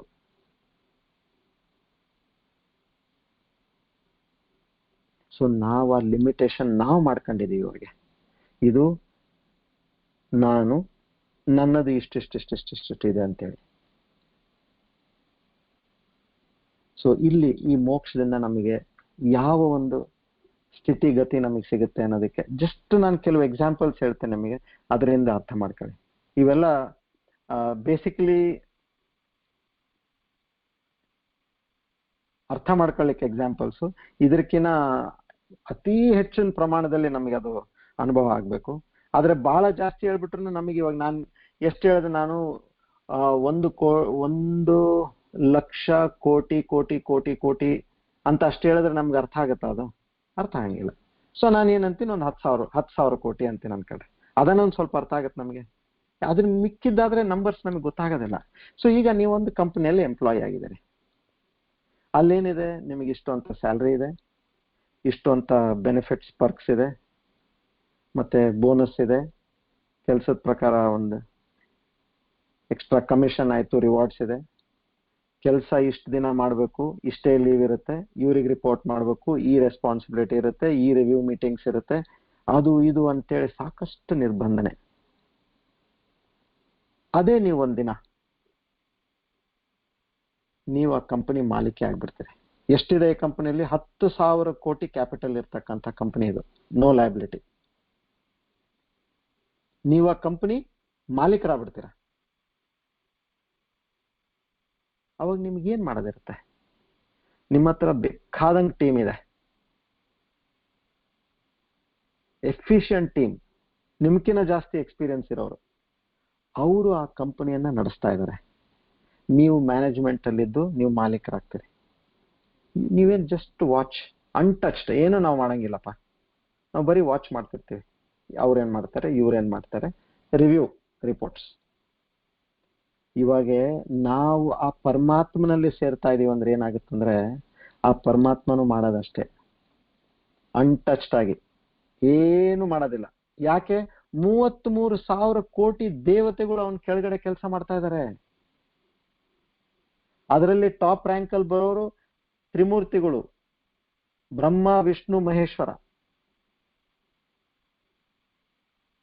ಇಂತಹ ಒಂದು ಎಫಿಷಿಯಂಟ್ ಟೀಮ್ ಅಲ್ಲಿ ಇರ್ತಕ್ಕಂಥ ಆ ಪರಮಾತ್ಮ, ಆತಂಗೆ ಏನಿದೆ ಮಾಡೋದು ಕೆಲಸ? ನಾವು ಅಂತಹ ಒಂದು ಶಕ್ತಿಯ ಜೊತೆಗೆ ನಾವು ಐಕ್ಯ ಆಗ್ತಾ ಇದೀವಿ ಅಂದ್ರೆ ಅದಕ್ಕೆ ಮುಕ್ತಿ ಅಂತ ಹೇಳೋದು. ಇವಾಗ ನಾವು ಏನ್ ನಮ್ಮ ಪರಿಸ್ಥಿತಿ ಇದೆ, ಮುಂದೆ ನಮ್ಗೆ ಏನಾಗತ್ತೆ ಗೊತ್ತಿಲ್ಲ, ನಮಗೆ ಯಾವ ಜನ್ಮ ಸಿಗುತ್ತೋ ಏನು ಗೊತ್ತಿಲ್ಲ. ಅಂತಹ ಒಂದು ಪರಿಸ್ಥಿತಿಯಲ್ಲಿ ಎಲ್ಲಿಂದ ಎಲ್ಲಿಗೆ ಹೋಗ್ತೀವಿ ನಾವು ಸ್ವಲ್ಪ ವಿಚಾರ ಮಾಡಿ. ಇದು ಆಮೇಲೆ ಇದು ಮಾನವ ಜನ್ಮಕ್ಕೆ ಮಾತ್ರ ಸೀಮಿತ. ಇದು ಇವಾಗ ನಮಗೆ ಮಾನವ ಜನ್ಮ ಒಂದೇ ಬಂತು, ಆಮೇಲೆ ಬಾಕಿದೇನು ಕ್ವಾಲಿಫಿಕೇಶನ್ ಇಲ್ಲ ಅಂದ್ರಿ, ನಮ್ಮಲ್ಲಿ ಆ ಒಂದು ಮಾಡ್ಬೇಕನ್ನ ಆಸಕ್ತಿ ಇಲ್ಲ ಅಂತ ಎರಡನೇ ಕ್ವಾಲಿಫಿಕೇಶನ್. ಅದು ಇಲ್ಲ ಅಂತಂದ್ರೆ ಮುಗಿದೋಯ್ತಲ್ಲ. ಇದಕ್ಕೆ ನಾವು ಇನ್ನು ಮಾತಾಡೋದು ಬೇಕಾಗಿಲ್ಲ. ನಾವಿವಾಗ ಆಲ್ರೆಡಿ 70% ಲೆವೆಲ್ಗೆ ಬಂದ್ಬಿಟ್ಟಿದೀವಿ ಎಲ್ಲಾರು. ಇವಾಗಿನ ಲಾಸ್ಟ್ ನಾವು ಈ 5, 6, 7 ಇವು 3 ಒಟ್ಟಿಗೆನೆ ನಾವು ಮೊರಲೆಸ್ ನಾವು ಇವಾಗ ಕಲಿತಾ ಇದೀವಿ. ಇದರಲ್ಲಿ ನಾವು ಸ್ವಲ್ಪ ಗಮನ ಇಟ್ಟು ಮುಂದೆ ನಾವೇನ್ ಮಾಡ್ಬೇಕು ಅನ್ನೋದನ್ನ ಅದನ್ನ ನಾವು ಇಟ್ಕೊಂಡು ಸರಿಯಾಗಿ ಒಂದು ಭಕ್ತಿಯಿಂದ ಮಾಡ್ಸೋದು ಪರಮಾತ್ಮನೇ. ಅದನ್ನ ಮನಸ್ಸಿನಾಗ ಇಟ್ಕೊಳ್ಳಿ. ಇವಾಗ ಇದನ್ನ ನಮಗೆ ಕೇಳಿಸಿದಾನಂದ್ರೆ ನಾವು ಮಾಡ್ತೀವಂತ ಸಂಕಲ್ಪ ಮಾಡಿ ಆಮೇಲೆ ಮಾಡ್ಸೋದ್ನು ಆತ್ಮೆ. ಆ ಶ್ರದ್ಧಾ ಭಕ್ತಿ ಬೇಕು ನಮಗೆ. ಸೊ ಇಲ್ಲಿ ಈ ತರ ಒಂದು ಸ್ಥಿತಿಗೆ ಹೇಗೆ ಒಂದು ಎಂಪ್ಲಾಯಿ ಓನರ್ ಆಗ್ತಾನ ಕಂಪನಿಗೆ, ನಾವು ಇಲ್ಲಿ ಏನು ಆ ಪರಮಾತ್ಮ ಕರ್ಮದ ಒಂದು ಬಂಧನದಲ್ಲಿ, ಪ್ರಾರಬ್ಧ ಕರ್ಮದ ಬಂಧನದಲ್ಲಿ ನಾವು ಸಿಗಾಕೊಂಡು ಈ ಒಂದು ಸೃಷ್ಟಿಯಲ್ಲಿ ನಾವು ಕೆಲಸ ಮಾಡ್ತಾ ಇದೀವಿ. ಯಾಕೆ? ನಮಗೆ ಫಲ ಬರೋದು ಆ ಪರಮಾತ್ಮನ ಆ ಕರ್ಮದ ಪ್ರಕಾರನೇ ಬರ್ತಾ ಇದೆ. ಅವಾಗ ನಿಮಗೆ ಯಾವುದು ಕರ್ಮ ಇಲ್ಲ, ಏನಿಲ್ಲ, ನಿಮ್ ಸಂಚಿತ ಕರ್ಮ ಪೂರ ಸುಟ್ಟೋಯ್ತು. ಎಷ್ಟೇ ಪಾಪ ಆಗಿರ್ಲಿ, ಎಷ್ಟೇ ಪುಣ್ಯ ಆಗಿರ್ಲಿ, ಏನು ಸಂಬಂಧ ಇಲ್ಲ, ನಿಮಗೆ ಜನ್ಮ ಇಲ್ಲ, ನೀವು ಸದಾ ಇರ್ತೀರ ಅನಂತ ಕಾಲ.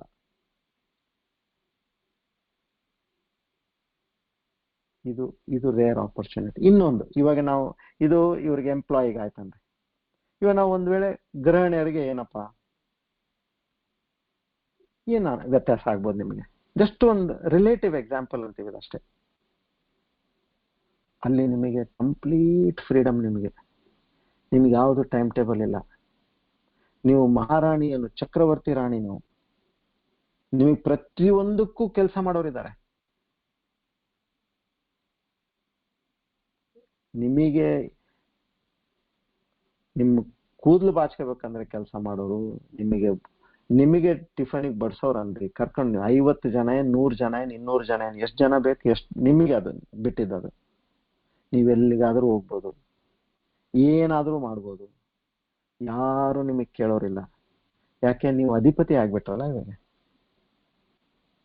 ಇಲ್ಲಿ ಮತ್ತೊಂದಿದೆ, ನೀವು ಎಷ್ಟಾದ್ರೂ ತಿನ್ಬೋದು. ಯಾಕೆ? ಆರೋಗ್ಯ ಕೆಡಂಗಿಲ್ಲ, ಅಲ್ಲಿ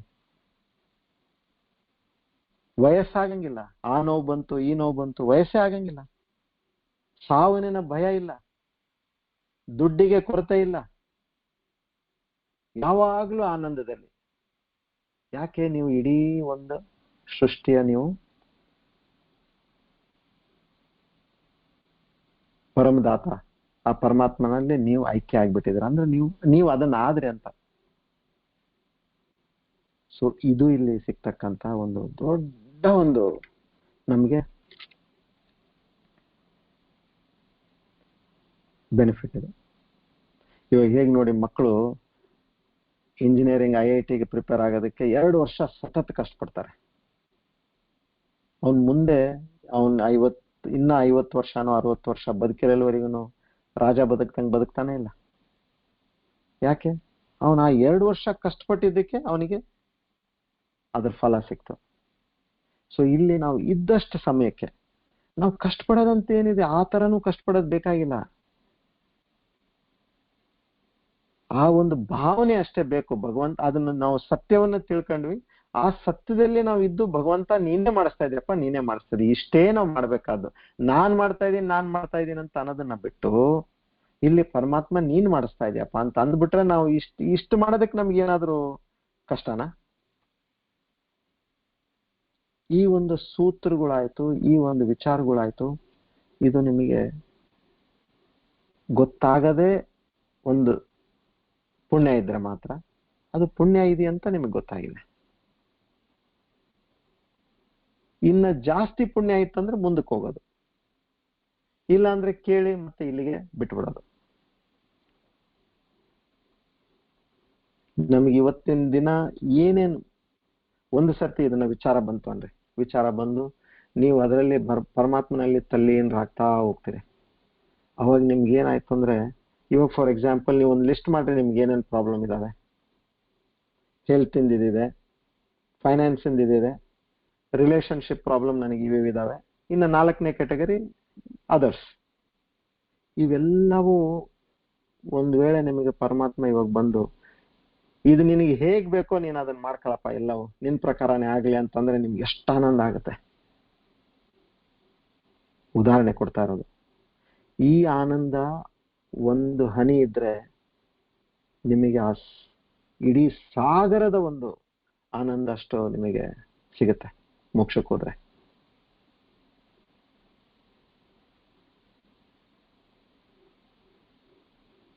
ಅದೇ ಇನ್ನೊಂದ್ ಕಡೆ ನೀವು ನೋಡಿ, ನಮ್ಗೆ ಪುಣ್ಯ ಜಾಸ್ತಿ ಇತ್ತು, ನಾವ್ ಅನ್ಕೊಂತೀವಿ ನಾನು ಬಹಳ ಪುಣ್ಯ ಮಾಡಿದೀನಿ, ಪುಣ್ಯ ಜಾಸ್ತಿ ಇತ್ತು ಅಂತ ನಾನು, ಇಲ್ಲಪ್ಪ ನಾನು ಇದೆಲ್ಲ ನನಗೆ ಬೇಕಾಗಿಲ್ಲ, ಆತ್ಮಜ್ಞಾನ ಇದು ಬೇಕಾಗಿಲ್ಲ, ನಂದೇನಿದೆ ನಾನು ಪೂಜೆ ಮಾಡ್ತೀನಿ, ನಾನು ದಾನ ಮಾಡ್ತೀನಿ, ಸೇವೆ ಮಾಡ್ತೀನಿ, ಮಾಡ್ಕೊಂಡು ನಾನು ಪುಣ್ಯ ಗಳಿಸ್ತೀನಿ, ನನಗಿದು ಆತ್ಮಜ್ಞಾನ ಬೇಕಾಗಿಲ್ಲ ನನಗೆ ಅಂತೇಳಿ ಯಾರು ಮಾಡ್ತಾರೋ ಅವರು ಸ್ವರ್ಗಕ್ಕೆ ಹೋಗ್ತಾರೆ.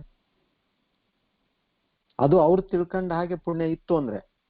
ಇನ್ನು ಅವ್ರದ್ದು ಪಾಪ ಏನೇನಿತ್ತಂದ್ರೆ ಮತ್ತೆ ಅದನ್ನು ಸ್ವರ್ಗನೂ ಇಲ್ಲ, ಸೀದಾ ನರಕಕ್ಕೆ ಆಯ್ತು. ಮತ್ತೆ ಅದಾದ್ಮೇಲೆ ಗೊತ್ತಿಲ್ಲ ನಮಗೆ. ಯಾಕೆ? ನಿನ್ನ ಸಂಚಿತ ಕರ್ಮದಲ್ಲಿ ಏನಿದೆ ಯಾರಿಗೂ ಗೊತ್ತಿಲ್ಲ ಈ ವಿಷಯ. ಆ ಸಂಚಿತ ಕರ್ಮ ಮತ್ತೆ ನಮ್ದು ನೆಕ್ಸ್ಟ್ ಬರ್ತ್ ಡಿಸೈಡ್ ಮಾಡುತ್ತಲ್ಲ. ಅದಾದ್ಮೇಲೆ ಮತ್ತೆ ನಮಗೆ ಈ ಒಂದು ರೇರ್ ಆಪರ್ಚುನಿಟಿ ಮಾನವ ಜನ್ಮ ಯಾವಾಗ ಬರುತ್ತೆ? ಮತ್ತೆ ಎಷ್ಟು ಕೋಟಿ ಜನ್ಮ ಆದ್ಮೇಲೆ ಬರುತ್ತೋ ಏನೋ ಮತ್ತೆ. ಸೊ ಈ ಒಂದು ವಿಚಾರದಿಂದ ನಾವು ಎರಡನ್ನೂ ನಾವು ಪರಿಶೀಲನೆ ಮಾಡಿ ಆ ಪರಮಾತ್ಮಲ್ಲೇ ನೀನೇ ಬುದ್ಧಿ ಕೊಡಪ್ಪ ನನಗೆ. ಬಟ್ ಇದಕ್ಕೇನು ಹೆಚ್ಚಿನ ಬುದ್ಧಿ ಬೇಕಾಗಿಲ್ಲ. ಇದಕ್ಕೆ ಯಾವುದೋ 19, 20 ಅಂದ್ರೆ ಡಿಫ್ರೆನ್ಸು ಒಂದೇ ಡಿಫ್ರೆನ್ಸ್ ಅಲ್ಲ. 19, 20, 19, 20 ಅಂತೀವಿ ನಾವು. ಸೊ ಅದರಲ್ಲಿ ಸ್ವಲ್ಪ ತ್ರಾಸ್ ಡಿಸಿಷನ್ ತಗೊಳ್ಳೋದು. ಯಾಕಂದ್ರೆ ಎರಡು ಒಂದೇ ರೀತಿ ಕಾಣಿಸ್ತಾ ಇದೆ ಕಣ್ಣಿಗೆ. ಇಲ್ಲಿ ಅಜಗಜಾಂತರ ವ್ಯತ್ಯಾಸ ಇದಕ್ಕೆ. ಆಮೇಲೆ ನಾವು ಮಾಡಬೇಕಾದ್ದೇನ್ ಜಾಸ್ತಿ ಇಲ್ಲ. ಆಗ್ಲೇ ಭಗವಂತ ಇಷ್ಟು ನಮಗೆ ಪ್ರಸಾದ ಕೊಟ್ಬಿಟ್ಟಿದ್ದಾನೆ. ಸೊ ಇದು ನಾವು ನಮ್ಮ ಒಂದು ಶ್ರೇಷ್ಠತೆ ಇರೋದ್ರಿಂದ, ಹಿಂದಿನ ಒಂದು ಬಹಳ ಮಹತ್ವವಾದ ಪುಣ್ಯ ಇರೋದ್ರಿಂದ ನಾವು ಇವತ್ತಿಷ್ಟು ಶ್ರದ್ಧೆಯಿಂದ ಕೇಳ್ತಾ ಇದ್ದೀವಿ. ಇವಾಗ ಮುಂದೆ ಕೂಡ ಆತನ ಒಂದು ಪ್ರೇರಣೆಯಿಂದ ನಾವು ಮುಂದುವರಿಬೇಕು. ಈ ತರ ಮಾಡಿದ್ರೆ ಏನಾಗುತ್ತೆ, ನಾವು ಬಹುಸಾಗರದಿಂದ ಹೊರಗೆ ಬರ್ತೀವಿ. ನೋಡಿ, ಒಂದು ಡಿಸೈಡ್ ಮಾಡ್ಬೇಕು ನೀವು. ಇಲ್ಲಿ ಕೆಲವು ಇರುತ್ತೆ, ಏನು ಅವರು ಆ ಪಾಯಿಂಟ್ಸಿಗೆ ಬರ್ತೀನಿ ನಾನು. ನಾವು ಯಾವ್ದನ್ನ ಇವಾಗ ನಾವು ಪಾಲನೆ ಮಾಡ್ಬೇಕು, ಯಾವ್ದನ್ನ ಬಿಡ್ಬೇಕು ಅಂತೇಳಿ. ಅದಕ್ಕಿಂತ ಮುಂಚೆ ಒಂದು ವಿಚಾರ ಹೇಳ್ತೀನಿ ನಾನು ಮಲಗ್ತೀನಪ್ಪ ಆದ್ರೆ ಎದ್ದಿರ್ಬೇಕು ನಾನು ಅಂತಂದ್ರೆ ಹೆಂಗ್ ಸಾಧ್ಯ? ನೀವು ಒಂದ್ ಡಿಸೈಡ್ ಮಾಡ್ರಿ, ನಾನು ಮಲಗ್ಬೇಕಾ ಇಲ್ಲ ಎದ್ದಿರ್ಬೇಕಾ ಅಂತೇಳಿ. ಇಲ್ಲ ನಾನು ಮಲಗ್ಬೇಕು, ಆಕ್ಚುಲಿ ನಿದ್ದೆ ಆಗಿಲ್ಲ, ನನಗೆ ಮಲಗ್ಬೇಕು, ಬಟ್ ಇಲ್ಲ ಇದು ಫೋನ್ ಬರ್ತಾ ಇದಾವೆ ಎದ್ದಿರ್ಬೇಕು ನಾನು ಅಂತ. ಹೆಂಗಾಗತ್ತದ ಎರಡು? ನನಗೆ ಜಗತ್ತು ಬೇಕು, ದೇವ್ರು ಬೇಕಂದ್ರೆ ಎರಡು ಸಿಗಂಗಿಲ್ಲ. ನೀವು ಒಂದನ್ನು ಡಿಸೈಡ್ ಮಾಡ್ಬೇಕು. ಇಲ್ಲ ನನಗೆ ದೇವ್ರೆ ನೀನ್ ಬೇಕಪ್ಪ, ನನಗೆ ಸಾಕು, ನನಗೆ ಜಗತ್ತು ನೋಡ್ಬಿಟ್ಟಿನಿ ನಾನು ಏನೇನು ಜಗತ್ತಿಂದ ಸಿಗುತ್ತಂತ ಹೇಳಿ. ಸ್ವಾಮಿ ವಿವೇಕಾನಂದ್ರ ಅಂತಾರೆ, kick the world before the world kicks you ಅಂತೇಳಿ. ಅಂದ್ರೆ ಅವ್ರು ಬೇಸಿಕ್ಲಿ ಹೇಳೋದು ದೇವ್ರ ಕಡೆ ಹೋಗ್ರಪ್ಪ, ನೀವು ಕಿಕ್ ದಿ ವರ್ಲ್ಡ್. ಇದ್ರಾಗ ಏನಿಲ್ಲ, ಅದು ಒಂದಲ್ಲ ಒಂದ್ ದಿವಸ ನಿಮಗೆ ಒದಿತದ ಜಗತ್ತು. ಏನೆಲ್ಲ ಮಾಡಿದ್ದೆಲ್ಲ ಎದಕ್ಕೂ ಬರ್ಲಿಲ್ಲ ಅಂತ ಅನ್ಸುತ್ತಾ, ಆ ಒಂದು ಸ್ಥಿತಿ ಬರ್ತದ. ಬಹಳ ರೇರ್ ಯಾರಿಗಾದ್ರೂ ಇಲ್ಲಪ್ಪ ಬಹಳ ನಮಗೆ ಆನಂದ ಸಿಕ್ಕಿದೆ ಜಗತ್ತಿನಿಂದ ಅಂತ ಅನ್ನೋದು, ಅದು ರೇರ್. ಅದು ಅಂತವ್ರಿಗೆ ಏನ್ ಕಷ್ಟ ಅಂದ್ರೆ ಅವ್ರು ಈ ತರದ ಮಾರ್ಗದಲ್ಲಿ ಹೋಗೋದು ಕಷ್ಟ ಆಗ್ಬಿಡುತ್ತೆ ಅವ್ರಿಗೆ. ಯಾಕಂದ್ರೆ ಯಾವ್ದು ಕಷ್ಟ ಇರಂಗಿಲ್ಲ. ಯಾಕೆ ಭಗವಂತನ ಯಾಕೆ ನೆನ್ಸ್ತಾರ ಅವರು? ಎಲ್ಲ ಸುಖವಾಗಿ ನಡೀತಾ ಇದೆ. ಸೊ ನಮಗೆ ಭಗವಂತ ಕಷ್ಟ ಕೊಟ್ಟಿದಾನಂದ್ರೆ ಆತನ ಕೃಪೆ. ನೀನ್ ಇದನ್ನ ಕಲಿಯಪ್ಪ ಅಂತ ಕೊಡ್ತಾನೆ ಕಷ್ಟ. ನಾನು ನಿಮ್ಗೆ ಹೇಗೆ ಹೇಳಿದೆ, ಕಷ್ಟ ಬಂತು ಅಂದ್ರೆ ಹೇಗೆ ಫೋನ್ ರಿಂಗ್ ಆಯ್ತು ಅಂದ್ರೆ ಫೋನ್ ಎತ್ರಿ ಅನ್ನೋದಕ್ಕೆ ರಿಂಗ್ ಆಗತ್ತೆ. ಅದು ಆ ಮ್ಯೂಸಿಕ್ ಕೇಳೋದಕ್ಕೆ ಅವ್ರು ಫೋನ್ ಮಾಡಿರಂಗಿಲ್ಲ ನಮಗೆ. ಸೊ ಹಾಗೆ ಕಷ್ಟ ಬಂತು ಅಂದ್ರೆ ನಾವು ಇಮ್ಮಿಡಿಯೇಟ್ಲಿ ನಾವು ಭಗವಂತನ ನಾಮಸ್ಮರಣೆ, ಇಲ್ಲಪ್ಪ ನಾನು ಮರ್ತು ಬಿಟ್ಟಿದ್ದೆ, ಸಾರಿ, ನೀನ್ ಯಾವ್ದೋ ಒಂದು ಇದು ಕಷ್ಟದ ಚಿಂತೆ ಕೊಟ್ಟೆ, ನನಗೆ ನಾಮಸ್ಮರಣೆ ಮಾಡ್ತೀನಿ. ಆತ ನೀನ್ ಬಾರಯ್ಯ ಬಾರಯ್ಯ ಅಂತ ಕರಿತಾ ಇದ್ದಾನ ಆತ ಈ ಒಂದು ರೀತಿಯಿಂದ. ಅದು ನಮ್ಗೆ ಅರ್ಥ ಆಗ್ಬೇಕಷ್ಟೆ. ಸೊ ಇಲ್ಲಿ ನಾವು ಇವಾಗ ಮಾಡ್ಬೇಕಾದ್ದೇನು? ನಾವು ಹೌದು ನಮಗೆ ಮೋಕ್ಷನೇ ಬೇಕು, ಇಷ್ಟೆಲ್ಲ ಇದೆ ಅಂದ್ರೆ ನಾವು ಈ ಒಂದು ಆಪರ್ಚುನಿಟಿ ನಾವು ಬಿಡೋದಿಲ್ಲ, ನಮಗೆ ಮೋಕ್ಷ ಬೇಕು ಅಂತ ನಾವಂದ್ರೆ ನಾವು ಏನ್ ಪಡಿಬೇಕು ಇವಾಗ ಮಾಡ್ಲಿಕ್ಕೆ? ಸಾಧನ ಚತುಷ್ಟಯ ಅಂತ ನಿಮ್ಗೇನ್ ಹೇಳಿದೆ, ಅದನ್ನು ಪಾಲಿಸ್ಬೇಕು. ಅದರಿಂದ ಚಿತ್ತಶುದ್ಧಿ, ಚಿತ್ತ ಏಕಾಗ್ರತ ಇದೆರಡು ಬೆಳೆಯುತ್ತೆ. ಅದರಿಂದ ಶ್ರವಣ, ಮನನ, ನಿಧಿಧ್ಯಾಸನ. ಅಂದ್ರೆ ಶ್ರವಣ ಅಂದ್ರೆ ನಾವು ಇವಾಗ ಕೇಳ್ತಾ ಇದೀವಲ್ಲ, ಆಲ್ರೆಡಿ ಕೇಳ್ತಾ ಇದೀವಲ್ಲ ನಾವು. ಮನನ ಅಂದ್ರೆ ಏನಾಯ್ತು, ಡೌಟ್ಗಳಿತ್ತು ಅಂದ್ರೆ ಪ್ರಶ್ನೆ ಕೇಳಿ ಅದನ್ನ ತೀರಿಸ್ಕೋಬೇಕು. ಆ ಒಂದು ತೀರಿಸ್ಕೊಂಡ್ಮೇಲೆ ಡೌಟ್ ಇಲ್ಲದೆ ಇರೋದ್ರ ವಿಷಯದ ಮೇಲೆ ನಾವು ಧ್ಯಾನ ಮಾಡ್ಬೇಕು. ಇವಾಗ ಹೇಗೆ ಪಂಚಕೋಶಗಳು ಧ್ಯಾನ ನಾವು ಮಾಡ್ತಾ ಇದೀವಿ, ಅದನ್ನ ಮಾಡ್ಬೇಕು. ನಿಧಿಧ್ಯಾಸನ ಇಷ್ಟೇ ನಾವು ಮಾಡ್ಬೇಕಾದ್ದು. ಇದನ್ನ ನಾವು ಯಾವ್ದು ಬಿಡ್ಬೇಕಿಲ್ಲಿ? ರಾಗ ದ್ವೇಷ ಬಿಡ್ಬೇಕು. ರಾಗ ದ್ವೇಷ ಅಂದ್ರೆ, ರಾಗ ಅಂದ್ರೆ ನನಗಿದ್ ಬೇಕು, ನನಗಿದ್ ಬೇಕು, ನನಗಿದ್ ಬೇಕು. ಇಲ್ಲ, ಅದೇನ್ ಪರಮಾತ್ಮ ಕೊಡ್ತಾನೆ, ಕೊಡ್ಲಿ, ಯಾವುದಕ್ಕೂ ನಮಗೆ ಜಾಸ್ತಿ ಅಟ್ಯಾಚ್ಮೆಂಟ್ ಬೇಡ. ದ್ವೇಷ, ಇದು ನನಗೆ ಬೇಡ ಬೇಡ ಅಂತ ಅನ್ನೋದು, ಆ ಒಂದು ಸ್ವಭಾವದಿಂದನೂ ನಾವು ದೂರ ಆಗ್ಬೇಕು. ಆಮೇಲೆ ಈ ಎರಡನೇದು ಷಡ್ರಿಪುಗಳು. ನಾನು ನಿಮಗೊಂದ್ಸತಿ ಹೇಳಿದ್ದೆ, ನಮ್ಮ ಸುತ್ತಲೂ ಏನಿದೆ 6 ದೊಡ್ಡ ದೊಡ್ಡ ಕೋಟೆಗಳಿದಾವೆ. ನಾವು ಇದರಲ್ಲಿ ಬಂಧನದಲ್ಲಿ ಇದೀವಿ. ಆಕ್ಚುಲಿ 6 ದೊಡ್ಡ ಕೋಟೆಗಳಲ್ಲಿ ಯಾವಪ್ಪ ದೊಡ್ಡ ಕೋಟೆ? ಕಾಮ, ಕ್ರೋಧ, ಲೋಭ, ಮೋಹ, ಮದ, ಮಾತ್ಸರ್ಯ.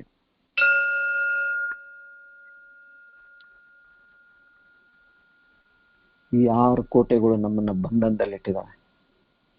ಈ ಈ ಹೇಗೆ ನಾವು ಇದನ್ನ ಒಂದ್ ಕಡೆ ನಾವು ಈ ಸಾಧನೆ ಚತುಷ್ಟಯ ಮಾಡಿ ಒಂದ್ ಕಡೆ ಸಾಧನೆ ನಡೆಸ್ತಾ ಇದೀವಿ, ಈ ಕೋಟೆಗಳು ಕೂಡ ಹೊಡ್ಕೊಂತ ಹೋಗ್ಬೇಕು ನಾವು.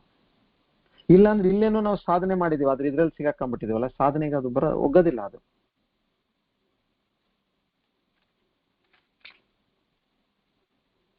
ಇವಾಗ ಹೇಗೆ ಪರಮಾತ್ಮ ಹೇಳ್ದ, ಆಸೆಯಿಂದ ನಿನಗೆ ಕೋಪ ಬರುತ್ತಪ್ಪ, ಕೋಪದಿಂದ ನಿನಗೆ ಮತಿಭ್ರಷ್ಟನಾಗ್ತೀಯ, ಮತಿಭ್ರಷ್ಟನಾಗಿ ನಿನ್ನ ಜೀವನ ಹಾಳಾಗತ್ತಂತ ಶ್ಲೋಕದಲ್ಲಿ ಹೇಳಿದ್ನಲ್ಲ. ಈ 6 ನೋಡಿ ಎಲ್ಲಿಂದ ಶುರು ಆಗತ್ತೆ? ಕಾಮ ಅಂದ್ರೆ ಆಸೆ. ಆಸೆ ಈಡೇರುತ್ತೋ ಅಂದ್ರೆ ನನಗೆ ಇನ್ನ ಆಸೆ ಬರುತ್ತೆ, ಲೋಭ ಬರುತ್ತೆ. 3ನೇದಿದೆಯಲ್ಲ, ಅದು ಬಂತು, ಕಾಮ, ಕ್ರೋಧ, ಲೋಭ. ಇನ್ನ ನನಗೆ ಬೇಕು ಬೇಕು ಅಂತೇಳಿ ಆ ಬೇಕು ಬೇಕು ಅಂತ ಅನ್ನಂಗೆಲ್ಲ ಮತ್ತೆ ಅದು ಸಿಗ್ತಾ ಹೋಯ್ತು ಅಂದ್ರೆ ಆಮೇಲೆ 5ನೇದು ನಮಗೆ ಮದ ಬರುತ್ತೆ. ಕಾಮ, ಕ್ರೋಧ, ಲೋಭ, ಮೋಹ, ಮದ 5ನೇದು. ಸೊ ಯಾವ್ದಾದ್ರೂ ಒಂದು ಆಸೆ ಈಡೇರಿದ್ರೆ ನಮಗೆ ಲೋಭ ಮತ್ತು ಮದ ಬರುತ್ತೆ, 2 ಬರುತ್ತೆ. ಯಾರಲ್ಲಿ ಒಂದು ವೇಳೆ ಈಡೇರದೆ ಹೋಯ್ತು ಅಂದ್ರೆ ಸಿಟ್ಟು ಬರುತ್ತೆ. ಇದು ಯಾಕೆ ಆಗ್ಲಿಲ್ಲ, ಇದು ಆತ ಇದೆಂಗ್ ಮಾಡ್ದ, ಅದೆಂಗ್ ಮಾಡ್ದ ಅಂತೇಳಿ ಈ ತರ ನಮ್ಗೊಂದು ಸಿಟ್ಟು ಬರುತ್ತೆ. ಆಮೇಲೆ ಇನ್ನೊಬ್ಬರಿಗೆ ಯಾರ ಮೇಲೆ ಆಗಿರುತ್ತೋ ಅವ್ರ ಮೇಲೆ ಸದಾ ಒಂದು ಮಾತ್ಸರ್ಯ, ಹೊಟ್ಟೆ ಕಿಚ್ಚು.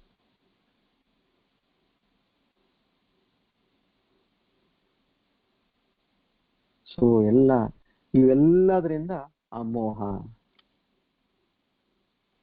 ಅಂದ್ರೆ ಏನಾಯ್ತು, ನಮ್ಗೆ ನಾವು 6 ಕೋಟೆಲ್ಲೇ ಇರ್ತೀವಿ. ಯಾವಾಗ ನಮ್ಗೆ ಅದು ಬೇಕು, ಇದು ಬೇಕು, ಅದು ಬೇಕು, ಇದು ಬೇಕು ಅಂತಿದ್ದಾಗ. ಇಲ್ಲಿ ನಾವು ಕಲ್ತ್ಕೋಬೇಕಾದ್ದೇನು, ಏನಪ್ಪಾ ನನಗೆ ಎಷ್ಟಿದೆ, ಮತ್ತೆ ಇಷ್ಟಿದೆ ಅಂದ್ಮೇಲೆ ಮತ್ತೆ ನನಗೆ ಬೇಕೆಷ್ಟು. ಫಾರ್ ಎಕ್ಸಾಂಪಲ್, ಇವಾಗ ಒಂದ್ ವೇಳೆ ಇವಾಗ ನಾವು ಉಸಿರು ತಗಂತ ಇದೀವಲ್ಲ, ಯಾವುದೇ ಒಂದು ಕಾರಣಕ್ಕೆ ಎಲ್ಲರೂ ಇವಾಗ ಹೆಂಗೆ ನೀರಿಗೆ ಮೀಟರ್ ಇದೆಯಲ್ಲ, ಇಷ್ಟು ನೀರು ನೀವು ಬಳಸಿದ್ರೆ ಇಷ್ಟು ನೀವು ಅದಕ್ಕೆ ಟ್ಯಾಕ್ಸ್ ಕಟ್ಬೇಕಂತಿದೆಯಲ್ಲ ನೀರಿಗೆ, ಅದೇ ತರ ಉಸಿರಿಗೆ ಬಂತನ್ರಿ. ನೀವು ಇಷ್ಟು ಉಸಿರು ನೀವು ಕೊಂಡ್ಕೊಂಡು ಇಟ್ಕೊಂಡ್ರೆ ನಿಮಗೆ ಅಷ್ಟು ನಾವು ಪ್ರಾವಿಷನ್ ಮಾಡ್ತೀವಿ ಉಸಿರು. ಒಂದು ಅಸಂಪ್ಷನ್ ಇದೆ. ಆಮೇಲೆ ಇದು ಏನು ಇವತ್ತಿಗೆ ಅಸಂಪ್ಷನ್, ಯಾರಿಗ್ ಗೊತ್ತು, ಇನ್ನು 10 ವರ್ಷಕ್ಕೆ ಅದು ಬರ್ತದ ರೂಲ್. ಅದು 10 ವರ್ಷನೋ 20 ವರ್ಷನೋ. ಯಾಕಂದ್ರೆ ನೀರಿಗೆ ನಾವು ಅನ್ಕೊಂಡಿಲ್ಲ ನೀರಿಗೆ ಈ ರೀತಿ ಬರುತ್ತೆ ಅಂತ ಹೇಳಿ. ನೀರಿಗೆ ಬಂದಿದೆ ಅಂದ್ಮೇಲೆ ಒಂದಲ್ಲ ಒಂದಿನ ಆಕ್ಸಿಜನ್ಗೆ ಬರುತ್ತೆ. ಇವಾಗ ಆಲ್ರೆಡಿ ಪಾರ್ಲರ್ಸ್ ಇದಾವೆ, ಆಕ್ಸಿಜನ್ ಪಾರ್ಲರ್ಸ್ ಇವಾಗ. ಸೊ ಇಲ್ಲಿ ನಾವೇನ್ ಮಾಡ್ತೀವಿ, ಅವಾಗ 1 ವರ್ಷಕ್ಕೆ ಇಷ್ಟು ನನಗೆ ಆಕ್ಸಿಜನ್ ಬೇಕು ಅಂದ್ರೆ ನಾವು ಬಹಳ ಅಂದ್ರೆ ಇನ್ನೊಂದು 100 ವರ್ಷ ಬಾಳ್ತೀವಿ ಅಂತ ನಾವು ಅನ್ಕೊಂಡ್ವೇನ್ರಿ. ನೀವೇನ್ ಮಾಡ್ತೀರ, ಅವಾಗ 100 ವರ್ಷದವರೆಗೂ ಎಷ್ಟು ಆಕ್ಸಿಜನ್ ಬೇಕೋ ಅಷ್ಟು ನೀವು ಪರ್ಚೇಸ್ ಮಾಡಿ ಇಟ್ಕೊಂಡ್ಬಿಟ್ರಿ. ಸೊ ನನಗೆ ಚಿಂತೆ ಇಲ್ಲಪ್ಪ, ಇನ್ನ ನಾನು ಸಾಯಲ್ವರೆಗೂ ನನಗೆ ಎಷ್ಟು ಬೇಕೋ ಆಕ್ಸಿಜನ್ ಇದೆ. ಅಲ್ಲಿ ಏನಾದ್ರೂ ಪ್ರಶ್ನೆ ಬಂತು, ಬಹಳ ಹುಷಾರಿರೋರು ಇರ್ತಾರೆ, ಏನ್ರಿ ಮತ್ತೆ ನಾನು 100 ವರ್ಷದ ಮೇಲೆ ಬದುಕಿದ್ರೆ ಹೆಂಗೆ ಅಂದ್ರೆ, ಆಯ್ತಳಪ್ಪ ಎಷ್ಟನ ವರ್ಷ ಬದುಕಿರ ಮೇಲೆ ಅದು ಬೋನಸ್ನಾಗ ನಿಮ್ಗೆ ಫ್ರೀ ಕೊಡ್ತೀವಿ ಅಂತಾನು ಹೇಳ್ಬಿಟ್ರನ್ರಿ. ಅವಾಗ ನಿಮಗೆ ಬೇಕಾಗಿರೋದು ಜಸ್ಟ್ ಒಂದು ಕ್ಯಾಲ್ಕುಲೇಷನ್ಗೆ ₹1,00,000 ಬೇಕಂತಂದ್ರೆ. ಅಂದ್ರೆ ಆಕ್ಸಿಜನ್ ಅಂದ್ರೆ ಎಲ್ಲಾ ಬಂತು, ನಿಮ್ಮ ಹತ್ರ ₹1,00,00,000 ಇದೆ. ಅದಿದ್ರು ಕೂಡ ನನಗೆ ಇದು ಬೇಕು ಅದು ಬೇಕು ಹಾಗೆ ಹೇಗೆ ಅಂತೇಳಿ ಯಾವ್ದು ಸಾಧನೆ ಮಾಡದೆ ನಾವು ಈ ಕೆಲಸದಲ್ಲಿ ನಾವು ನಮ್ಮ ಸಮಯನ ವೆಚ್ಚ ಮಾಡಿ ಈ ಇರ್ತಕ್ಕಂಥ ಒಂದು ಆಪರ್ಚುನಿಟಿನ ಕಳ್ಕೊಂಡ್ರೆ ನಾವ್ ಎಂತ ಬುದ್ಧಿವಂತರು, ನಾವೇ ವ್ಯಾಪಾರ ಮಾಡಿದ್ವಿ. ವರ್ಸ್ಟ್ ಡಿಸಿಷನ್ ಅಲ್ಲ ನಮ್ಗಿದು. ಸೊ ಇಲ್ಲಿ ನಾವು ಆ ಬುದ್ಧಿವಂತಿಕೆಯಿಂದ ನಮ್ಮ ಲೈಫ್ನ ರೆಗ್ಯುಲೇಟ್ ಮಾಡೋದು. ಇವಾಗ ನೋಡಿದ್ರೆ ಗೊತ್ತಾಗ್ತಾ ಇದೆಯಲ್ಲ, ಎಷ್ಟು ಖರ್ಚಾಗ್ತಾ ಇತ್ತು, ಇವಾಗ ಏನು ಖರ್ಚೇ ಆಗೋದಿಲ್ಲ. ಇವಾಗ ಮನೇಲಿ ಒಬ್ರು ಕೆಲಸ ಮಾಡೋರಿಲ್ಲ, ಒಂದು ಹೊರಗಡೆ ಸಾಮಾನ್ ಬರಂಗಿಲ್ಲ. ಏನ್ ಆಶ್ಚರ್ಯದ ವಿಷಯ ಇದು. ಅಂದ್ರೆ ಜೀವನ ಮಾಡ್ಬೇಕು ಅಂತಂದ್ರೆ ಇಷ್ಟರಲ್ಲಿ ಜೀವನ ಮಾಡ್ಬೋದು ಅಂತ ಗೊತ್ತಾಯ್ತು ಇವಾಗ. ಸೊ ಈ ಒಂದು ಪರಿಸ್ಥಿತಿಯಲ್ಲಿ ನಾವು ವಿಚಾರ ಮಾಡ್ಬೇಕು, ಇವಾಗ ನಾನು ಯಾವುದಕ್ಕೆ ನಾನು ಸಮಯ ಕೊಡ್ಬೇಕು, ಎಷ್ಟು ಕೊಡ್ಬೇಕು. ಇದು ಇವಾಗ ಸಾಧನ ಚತುಷ್ಟಯ ಅನ್ನಲ್ಲ, ಅದನ್ನ ನೋಡೋಣ ನಾವು. ಇಲ್ಲೇನಿದೆ ಸಾಧನ ಚತುಷ್ಟಯಲ್ಲಿ ಫಸ್ಟ್ ಪಾಯಿಂಟ್, ನಿತ್ಯ ಅನಿತ್ಯ ವಸ್ತು ವಿವೇಕ. ಸೊ ಪ್ರತಿಯೊಂದು ಆಕ್ಷನ್ ಮಾಡ್ಬೇಕಾದ್ರೆ ಏನಪ್ಪಾ, ಈ ಕೆಲಸನ ಮಾಡ್ತಾ ಇದ್ದೀನಿ, ನಿತ್ಯನ ಇದು ಅನಿತ್ಯನ. ಏನು, ಇವಾಗ ನಾನೊಂದು ಪ್ರಾಜೆಕ್ಟ್ ತಗೊಂಡೆ, ಓಕೆ, ಆ ಪ್ರಾಜೆಕ್ಟಿಗೆ ನನ್ನ ಸಮಯ ಹೋಗುತ್ತಲ್ವಾ, ಇದರಿಂದ ನನಗೇನ್ ಬರುತ್ತಪ್ಪ, ಇದು ದುಡ್ಡು ಬರುತ್ತೆ. ಆ ದುಡ್ಡೇನಿದೆ ಅಲ್ಲಿಂದ ಬರುತ್ತೆ, ಇದಕ್ಕೆ ನನ್ನ ಸಮಯ ಎಷ್ಟು ಹೋಗುತ್ತೆ, ಇಷ್ಟು ಹೋಗುತ್ತೆ. ಸಾಧನೆ ಮಾಡ್ತಾ ಇದ್ದೀನಿ, ಅದಕ್ಕೇನಾದ್ರೂ ಧಕ್ಕೆ ಬರುತ್ತಾ? ಬರುತ್ತೆ. ಅಂದ್ರೆ ನಾವು ಮಾಡಬಾರ್ದು ಅದನ್ನು. ಸಾಧನೆ ಮಾಡಕ್ಕೆ ಧಕ್ಕೆ ಬರೋದಿಲ್ಲ, ಮಾಡು.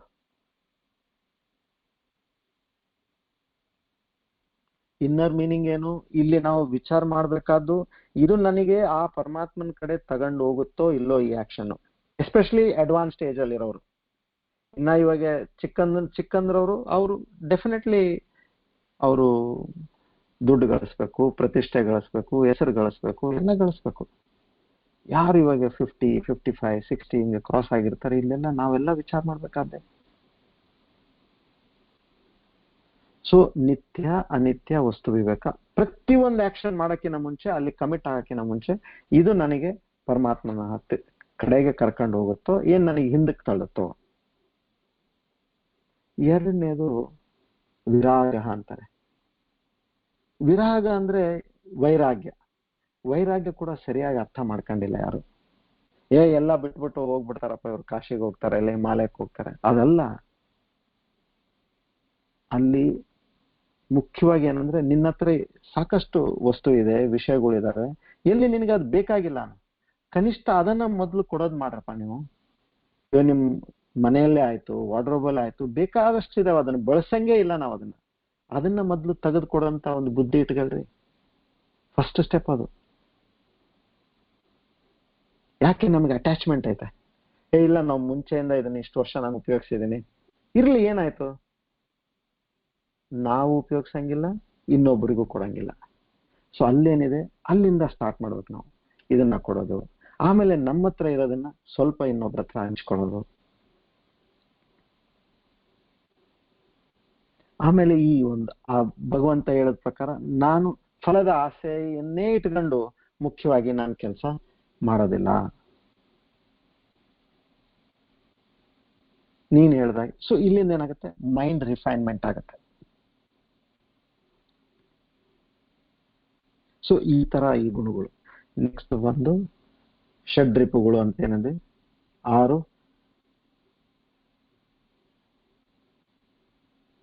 ಕ್ವಾಲಿಟೀಸ್.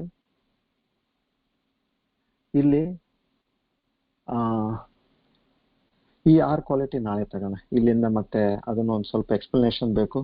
ಸೊ ನಾಳೆಯಿಂದ ಈ 6 ಕ್ವಾಲಿಟಿ ಆಯ್ತು. ಮತ್ತೆ ಲಾಸ್ಟ್ ಮುಮುಕ್ಷುತ್ವ ಅಂದ್ರೆ ನಾನು ಭಗವಂತನಲ್ಲಿ ಐಕ್ಯ ಆಗೋ ಒಂದು ಬಲವಾದ ಒಂದು ಆಸೆ.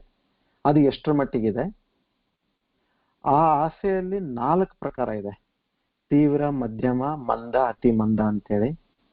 ಸೊ ಈ ಭಗವಂತನ ಸೇರೋ ಈ ಮುಮುಕ್ಷುತ್ವ 4 ಪ್ರಕರಣ ಇದೆಲ್ಲ, ನಾವ್ ಇದ್ರಲ್ಲಿ ಎಲ್ಲಿ ಬರ್ತೀವಿ ಅದನ್ನು ನೋಡೋಣ. ಆಮೇಲೆ ಕೊನೆಗೇನಿದೆ ಅಂದ್ರೆ ಅತಿ ಮಂದ, ಯಾರು ಸ್ವಲ್ಪನೂ ಇದ್ರ ಕಡೆ ಇಷ್ಟ ಇರಂಗಿಲ್ಲ ಅಂದ್ರೆ ಅವ್ರಿಗೂ ಕೊನೆಗೆ ಭಗವಂತ ಮೋಕ್ಷ ಕೊಡ್ತಾನೆ. ಯಾವಾಗ? ಅದು ಈ ಸಂಪೂರ್ಣ ಕಲ್ಪ ಆದ್ಮೇಲೆ. ಸೊ ಅದರಲ್ಲಿ ಏನು ಮತ್ತೆ ಬೇರೆ ವೇರಿಯೇಷನ್ಸ್ ಇದೆ, ಇದನ್ನು ಮತ್ತೆ ಬಾಕಿ 6 ಕ್ವಾಲಿಟೀಸ್ ಏನಿದೆ, ಶಮ, ದಮ, ಉಪರಮ, ತಿತಿಕ್ಷ, ಶ್ರದ್ಧಾ, ಸಮಾಧಾನ, ಇದನ್ನೆಲ್ಲ ತಿಳ್ಕೊಂಡು ಆಮೇಲೆ ನಾವು ನಮ್ಮ ಲೈಫ್ನ ಡಿಸೈನ್ ಮಾಡೋದು. ಯಾವ ರೀತಿ ನಾನು ಮಾಡ್ಬೋದು, ಹೇಗ್ ಮಾಡ್ಬೋದು. ಇವಾಗ ಮಕ್ಕಳನ್ನ ಒಂದ್ ಕಡೆ ಎಲ್ಲಾದ್ರೂ ಓದೋದಕ್ಕೆ ನಾವು ಬಿಡ್ತಾ ಇದೀವಿ ಅಂದ್ರೆ ಎಲ್ಲ ವಿಚಾರ ಮಾಡ್ತೀವಲ್ಲ. ಮೊದಲನೇದು ನಮ್ ಜೊತೆಗೆ ಇರಂಗಿಲ್ಲಪ್ಪ ನಮ್ಮ ಮಗ ಮಗಳಾಗಿ, ಅಲ್ಲಿ ಒಂದು ದೊಡ್ಡ ಗ್ಯಾಪ್ ಬಂತಲ್ಲ. ಅದರೆ ನಮ್ ಜೊತೆಗೆ ಇರಂಗಿಲ್ಲ, ಇಷ್ಟು ನಾವು ಮುದ್ದಾಗಿ ಬೆಳೆಸಿದೀವಿ, ಇವಾಗ ಇವನ್ನ ಬಿಟ್ಟು ಕಳಿಸ್ಬೇಕಲ್ಲ ಅಲ್ಲಿಗೆ. ಅದು ಫಸ್ಟ್ ಡಿಸಿಷನ್ ತಗಂತೀವಿ. ಆಮೇಲೆ ಏನ್ ಮಾಡ್ತೀವಿ, ಅಲ್ಲಿ ಎಷ್ಟು ಬರುತ್ತಪ್ಪ ಫೀಸ್, ಅಲ್ಲಿ ಬೇರೆ ಖರ್ಚೇನ್ ಬರುತ್ತೆ, ನಮ್ದು ಹೋಗೋದು ಬರೋದೇನ್ ಬರುತ್ತೆ, ಇವೆಲ್ಲ ಲೆಕ್ಕ ಹಾಕ್ತಿವಿ. ಇದಕ್ಕೆಲ್ಲ ನಮ್ಮ ಹತ್ರ ದುಡ್ಡು ಇದೆಯೋ ಇಲ್ಲ ಅಂತ ಪ್ಲಾನ್ ಮಾಡ್ತೀವಿ. ಸೊ ಈ ತರ ಇವಾಗೂ ಕೂಡ ನಾವು ಇದನ್ನ ಅದೇ ರೀತಿ ಪ್ಲಾನ್ ಮಾಡ್ಬೇಕು. ಇವಾಗ ಕೆಲವು ನಾವು ಬಿಡ್ಬೇಕಾಗತ್ತೆ, ಕೆಲವನ್ನ ನಾವು ಮಾಡ್ಬೇಕಾಗತ್ತೆ. ಯಾವ್ದನ್ನ ಬಿಡಬೇಕು, ಯಾವ್ದನ್ನ ಮಾಡ್ಬೇಕು, ನಮ್ಮ ದೇಹ ಸಾಧಿಸ್ಲಿಕ್ಕೆ ನಾವು ಏನ್ ಮಾಡ್ಬೇಕು ಅದನ್ನ ಮೊದಲು ತಿಳ್ಕೊಂಡು ಆಮೇಲೆ ವಿಚಾರ ಮಾಡಿ ಪ್ಲಾನ್ ಮಾಡೋಣ.